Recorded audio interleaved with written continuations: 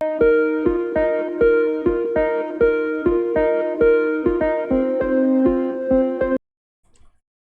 Dear student, welcome to our lecture. चलिए आज का लेक्चर स्टार्ट करते हैं। आज का लेक्चर हमारा लेक्चर नंबर 42 और हम पढ़ने वाले हैं कॉस्ट कॉन्सेप्ट। काफ़ी सिंपल सा कॉन्सेप्ट है but exam point of view से काफ़ी इंपॉर्टेंट है, तो प्लीज़ आप इसे बहुत अच्छे तरीके से समझिए।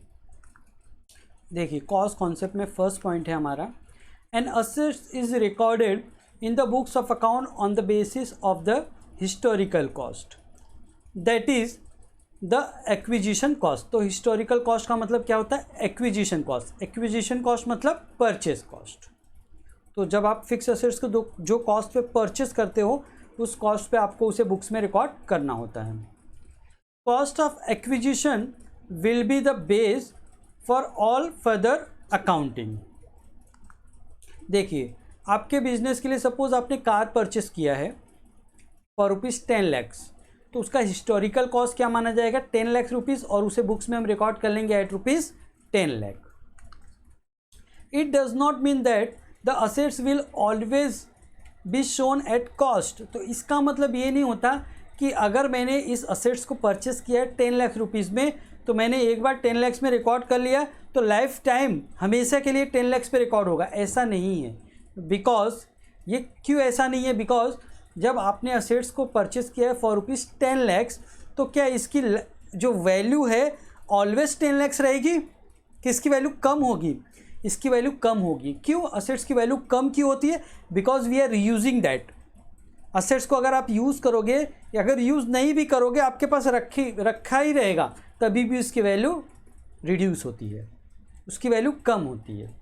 तो अभी एग्जैक्ट कितनी वैल्यू कम होती है हमें तो पता नहीं है, तो इसके लिए हम क्या करते हैं? डेप्रिसिएशन चार्ज करते हैं depending on the life of assets. Suppose ये कार मैंने परचेस की है, इसकी लाइफ जो है एक्सपेक्टेड लाइफ, क्योंकि एक्चुअल लाइफ तो मैं भी नहीं, कोई भी नहीं बता सकता, तो एक्सपेक्टेड लाइफ सपोज 10 ईयर्स है।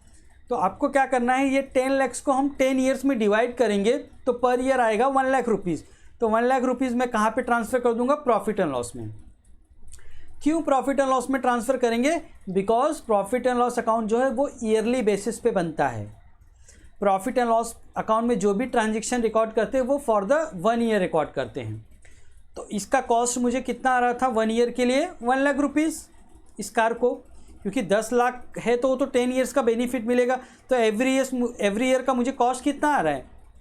तो 1 लाख रुपीज़। तो 1 लाख में कहाँ पे रिकॉर्ड कर लूँगा? प्रॉफिट एंड लॉस अकाउंट में।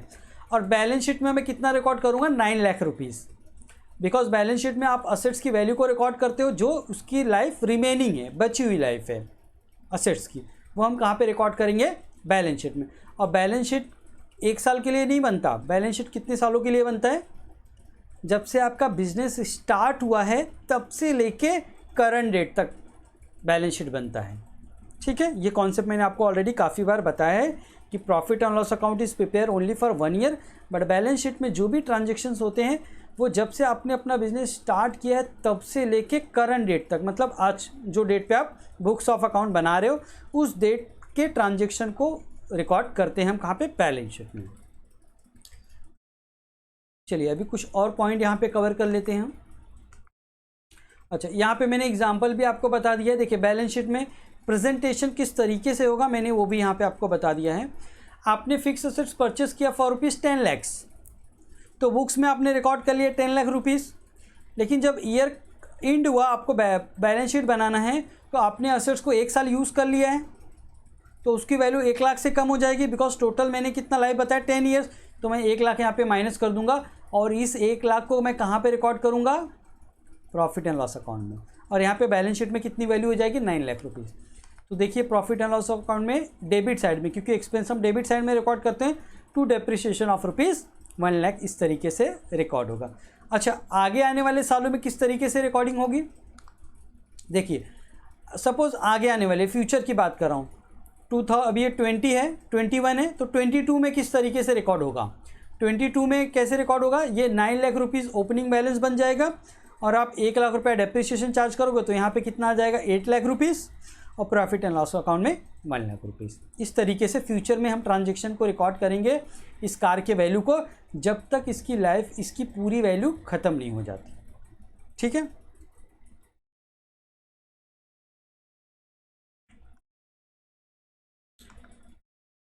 It is recorded at cost at the time of its purchase but is systematically reduced in its book value by charging depreciation। तो मैंने आपको depreciation का एग्जाम्पल ऑलरेडी बता दिया कि जो हमने कार परचेस किया था तो उस पर किस तरीके से हम depreciation चार्ज करेंगे वो।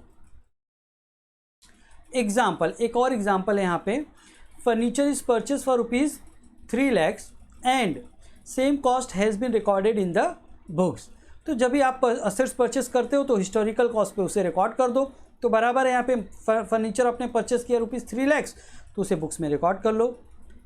इन case the market value goes to ₹1 lakh और ₹1,50,000 will not be considered. Suppose आपने परचेस किया था फर्नीचर वो 3 लाख रुपए का और 1 साल के बाद या 6 महीने के बाद या फिर 1 महीने के बाद उसकी वैल्यू हो गई 1 लाख रुपीज़ मार्केट में। तो क्या हम उस असेट्स को 1 लाख पे रिकॉर्ड कर लें? नहीं, ऐसा हम नहीं करते। बिकॉज आपने असेट्स परचेस किया है जितने का भी, आप उसके ऊपर डेप्रिसिएशन चार्ज करते हैं depending on his life. Suppose ये आपने फर्नीचर परचेस किया था, इसकी लाइफ 3 ईयर्स है, तो आपको कितना डेप्रिसिएशन आएगा every year? 1 lakh rupees every year 1 lakh का डेप्रिसिएशन आएगा। 3 साल का लाइफ है तो 1 लाख की डेप्रिसिएशन आएगी आपकी। तो आप क्या करोगे, 1 लाख रुपये आप प्रॉफिट एंड लॉस में रिकॉर्ड कर लोगे and ₹2 lakhs will be recorded at balance sheet. ठीक है, तो मार्केट में क्या कंडीशन है, मार्केट में क्या उसकी वैल्यू, उससे हमें फ़र्क नहीं पड़ता।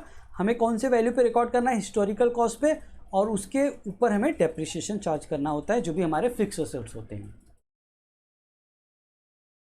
होप आज का वीडियो आपको समझ में आ गया होगा। थैंक्स फॉर वॉचिंग और video, please subscribe our channel to watch more videos.